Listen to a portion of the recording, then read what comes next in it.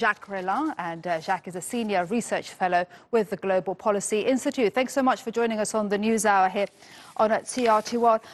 First of all, looking at those scenes in Paris, I want to ask, how did it get to this point? It easily gets to that point in France. You know that protests in France tend to boil up very quickly. And you also, in those demonstrations, you have black blocs or kind of agitators who want to smash and grab and loot. We are quite used to that in France. This type of protest have been, unfortunately, very regular in France in the wake of the Yellow Vest movement. But even before, demonstration in France have tended to be fairly spectacular and violent. And with regards to the dispute over pensions, why is it so complicated? It is complicated. It should not be that complicated, but it is complicated because it is hazy. It's not very clear. Macron had announced during his campaign that he wanted to overhaul the French pension system to make it move towards a Swedish-style points-based system where everyone who contributes €1 will get equivalent benefits, pension benefits.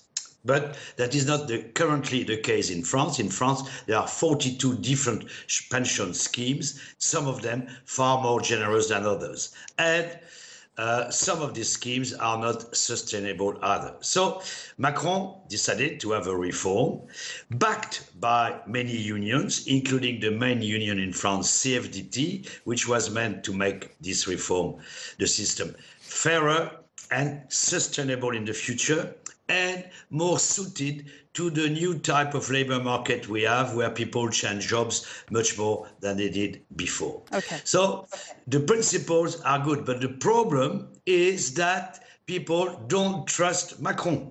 They don't trust him to deliver a reform which is going to benefit them, and many people think they are going to be the losers. And it's made even more difficult by the fact that the reform has not been completely outlined yet. We know what can happen to some scheme and so on, but it's hazy. So in that context, most people, even though there will be winners, at the moment, nobody can tell, oh, I'm going to win out of this reform. Most people fear that they will lose from that reform. As such, they are demonstrating before to make sure that the government takes their concern into consideration. And, you know, you're saying people don't trust Macron, the whole situation is hazy, and this is not the first time we've had protests on the same issue. Back, was it in 1995, the strikes went on for weeks. Today, they've been extended until Monday. Could you see this going on and on? I'm not sure. I think the context is a bit different from 1995. I think that there's room for compromise, that some unions are ready to make a compromise, but the problem for Macron and the unions is that the grassroots, the base, is far more radical. And as I said before, the Yellow Vest approach is now can be felt in these demonstrations. The unions are not completely controlling their troops. At government level, there are attempts at negotiating, and they will negotiate with unions, but it's difficult to know whether the compromises that government will certainly make, it will want to keep the structure of the reform, i.e. create a point-based system, but will give many compensations, for example, to teachers, like to soldiers, to police personnel, to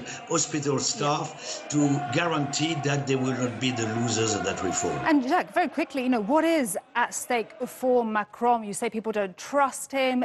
It looks like it's become very personal now.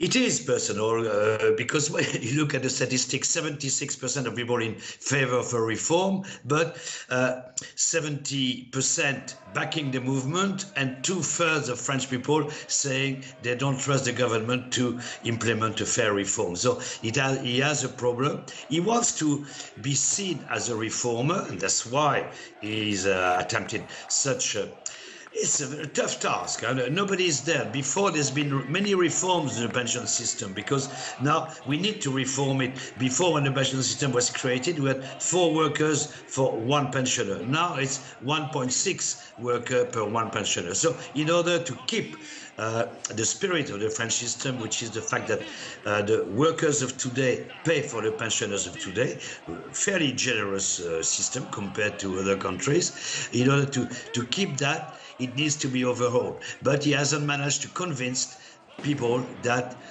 he was the right person to implement such a reform, because people fear that he might use that reform as a way of cutting their future pension benefits. Jacques Reland, thank you so much for laying it all out for us so well. Thank you.